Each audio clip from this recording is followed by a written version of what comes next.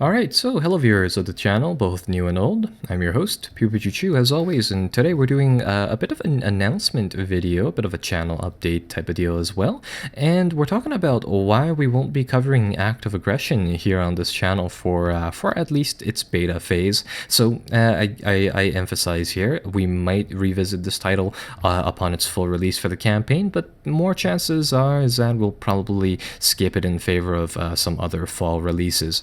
The reason being is that I don't think Eugen Systems, the people who have developed this game and the Wargame series, which we've quite enjoyed, have published a game that kind of does what it states. And that said and all, I don't feel as though this is kind of a product that's kind of worth that time to check out, because there's a few things that, honestly don't work very well inside it.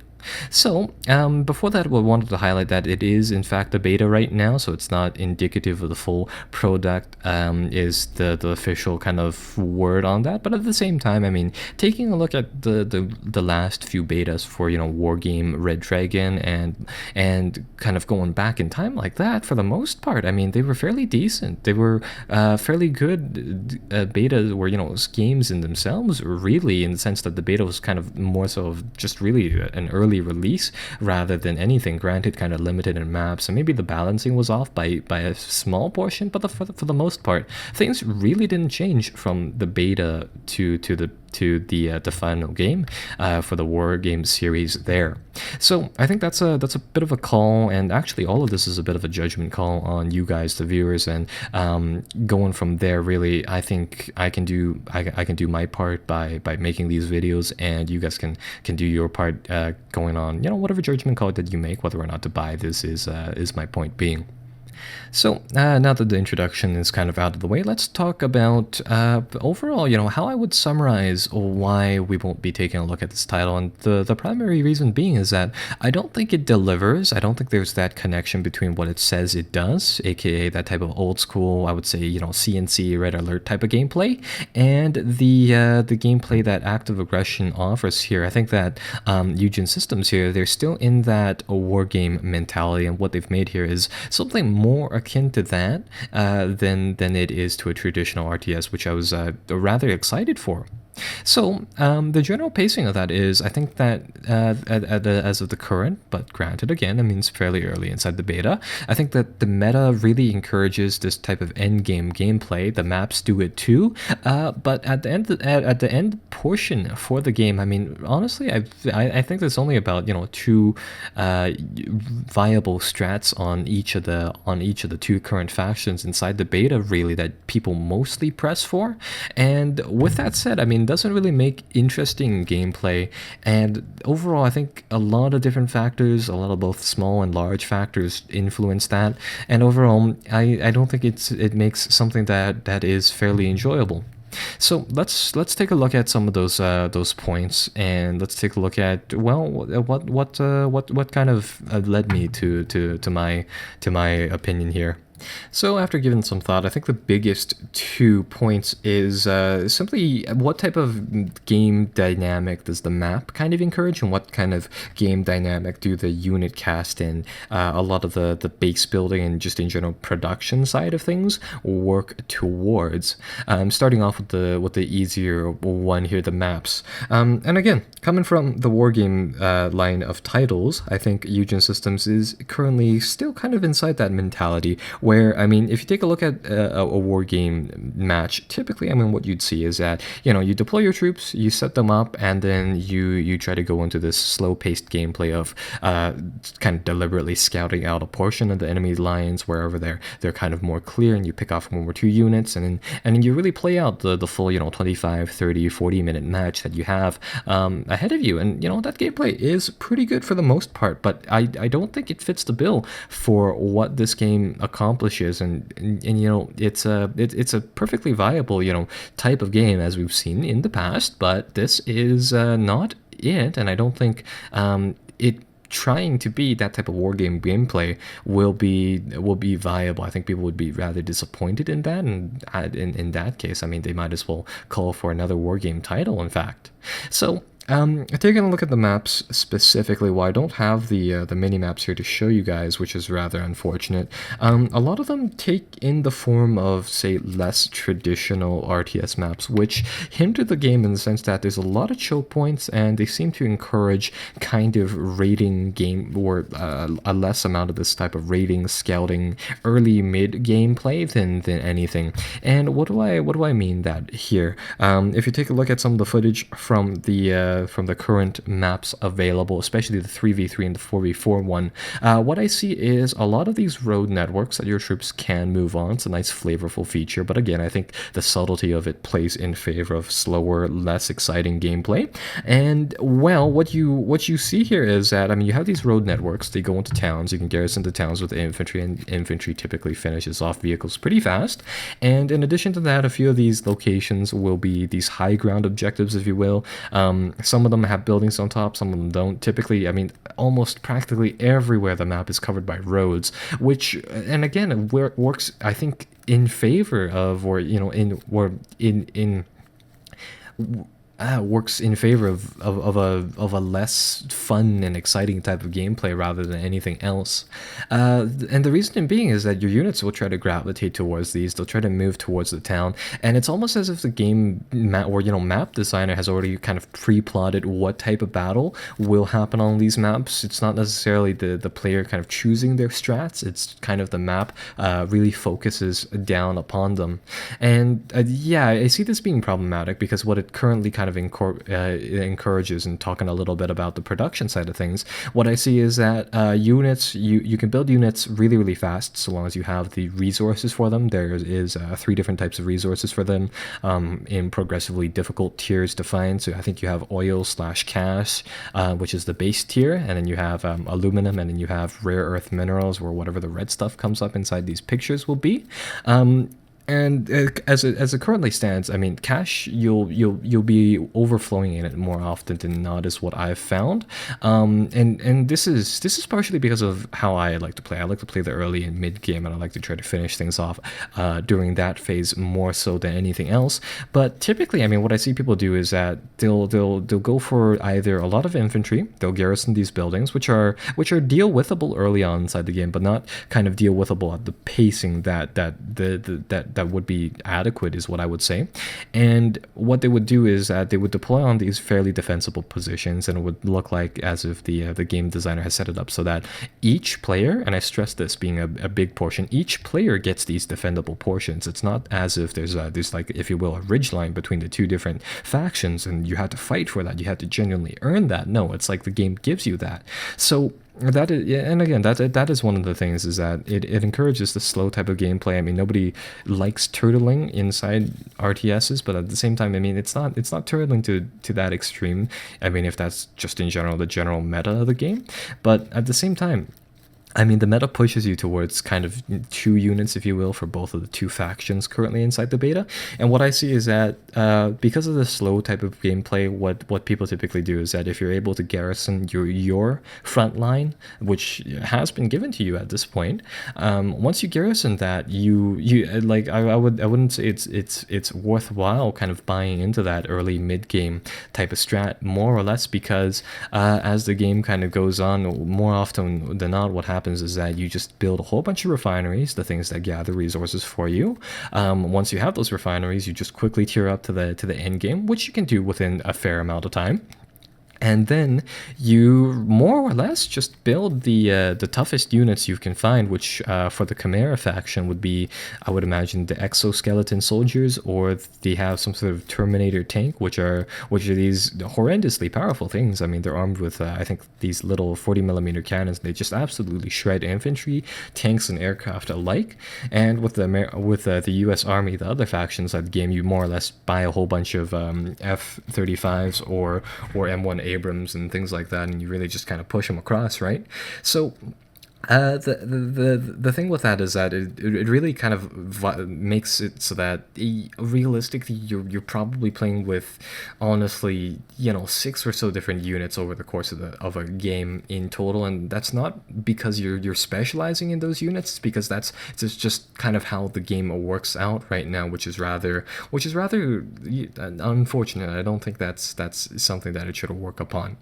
And that kind of brings up another point where with these RTSs, I mean, a lot of the expertise inside the game goes into kind of how these units have their own subtleties and how they play out. And with active aggression over here, I mean, you don't get a very large unit pool. And then now I don't know whether or not that's kind of a symptom of the game being in beta or not. But traditionally, I mean, the active treason line of games also had less units than say a traditional, CNC Generals type of game as well. So the thing being is that, I mean, back in the day, you could read entire articles about, for example, the one that comes to mind is the Bullfrog unit from Red Alert 3, and that was something that would drastically improve your game if you would remember, for example, the fact that one of those Bullfrog vehicles, right, it could kite it had a longer range than what you backing that up. I mean, in the little Bullfrog vehicle inside that game was an AA unit, and the thing was that somebody figured out that it could kite units really nicely because it had a really big range, and secondly, it moved, I think, slightly slower or just slightly faster than what aircraft it would be fighting against for the most part. So yeah, but like even with the diminished unit variety, if you will, types, if you will, here you don't really see that. I mean, more or less, what I saw was that if you're tearing up into, like, for example, tanks with the Americans, there's really no point in buying those MGS strikers because they're more or less completely outdated once you get kind of the Abram tanks and things like that. I mean, because of how fast you tear up and things like that, there's really no point in pursuing a lot of the things which I think are for the most part decent early on, and things that, I mean, I would imagine take equal development time, and really kind of going up into that third and last tier and really just playing around with those, one or two units really. So that's one of the things here.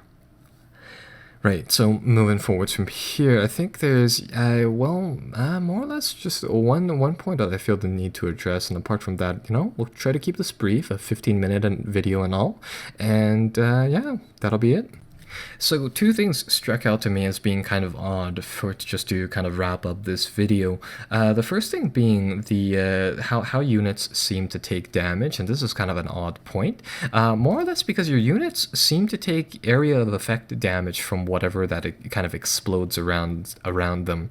Which on one hand, I mean, it's a pretty intuitive type of thing. I mean, obviously, if something blows up next to you, it'll hurt your units. But at the same time, because of how fragile units are inside the game, especially early on, I think it actually reduces kind of the gameplay that it should try to achieve rather than kind of disprove upon.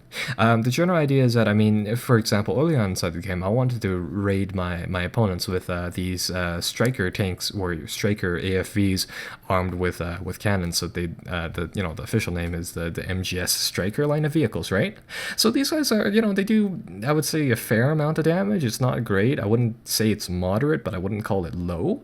And they're fairly fast unless they take damage, and the idea being that the more damage your vehicles take, the slower they go. So naturally, I mean, I grab a whole bunch of these. I try to find a hole inside my enemy's defenses, wherever that, a portion of the map that people typically don't go to. And I'll be honest, there's not too many of those because, again, a lot of the maps seem to focus on choke points. So you rush these guys through, right? And I start hitting my enemies' resource vehicles, the things that kind of shuttle your resources from where you pluck down your buildings that collect them to your base, right? And while I'm harassing these guys, what I notice is that, I mean, if my tanks are fairly clumped up and I kill like one of these transport vehicles along the way, and you'll see a fair amount of them, right? My vehicles take, like, I would say around 20% damage from the blast coming from the vehicle. And I don't see this being particularly great as a feature, simply because I mean, this is more or less attrition. It's just passive damage on my units, which in which is making up for the fact that my opponent isn't necessarily responding to anything to me, to my rates here, and B, at the same time, because of how much resources you get per shuttle here, you can replace these vehicles really fast, as in they build in under, like, 10-15 seconds even, and you can get resources shuttling right away. So it wasn't even that high impact, which I thought was kind of weird. The reason why I thought this point was kind of weird was that I'm under the impression that the developers here, they understand that, I mean, there is the need, of course, to limit, how much vehicle spam can one person have, but I don't think this is kind of the correct way to do it, because this is turning, like, quite literally every vehicle into a walking bomb, and it really discourages, again, for me, from having these lower tech level and lower cost units and mixing them up with some high impact later game units, because, well, of course, the early game units die, right, and there's a chain reaction, all of them blow up and all of them do damage to my higher tier units, and again, it really pushes towards this stale gameplay mechanic, which I don't think is very good.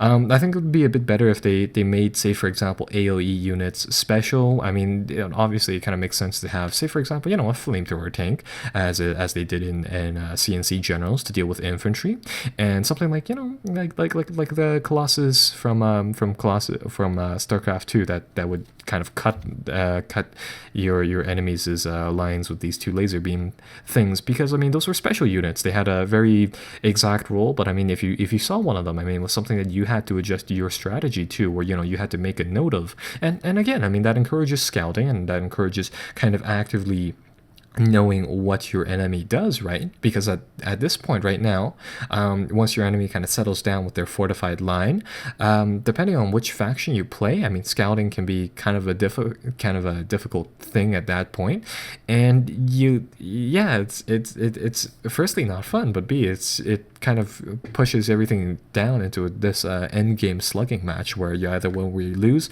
and you can't really tell whether or not you're winning or you're losing until people show their cards, which isn't, it's I wouldn't say that's kind of the point inside a strategy game. So that is my arguments here at a glance, and I hope this encourages you guys to discuss the game a bit. I mean, ultimately, I could be very wrong about the title, but at the same time, I encourage people to discuss it and to give their opinions as to how active aggression here is going. To end on I would say bittersweet note, what I found to be extremely effective inside the game, however, was playing as the US Army. One of the things that you can do inside the game is that your infantry can capture buildings, right? So because of how the game uses these mechanics, I mean, Humvees can carry 4 infantry. 4 infantry can capture 4 buildings, because for whatever reason the infantry unit just kind of disappears whenever you cap a building. And mind you, the Humvees move really fast, right? So what I ended up doing for a few games, and was quite amusing, was I would buy solely infantry, like the base, American GI, who could do nothing else except for fight infantry, and a single Humvee. I would buy 4 of them, and then at this point, I mean, I would hope, or kind of try to sneak my Humvee into the enemy's base through some back route, which I don't expect to be protected, right? And all I would have to do is drive right next to the refinery buildings, get one of the infantry units to dismount, and I guess it threw down a flag, and within 5 or 10 seconds, I would capture the enemy's refineries, and I would just sell them. And because, I mean, I had 5 of these guys inside a Humvee. Road networks connect practically everywhere of the map around, and these resources deposits don't change, which is a good thing. I mean, keeping consistent gameplay is pretty good, right?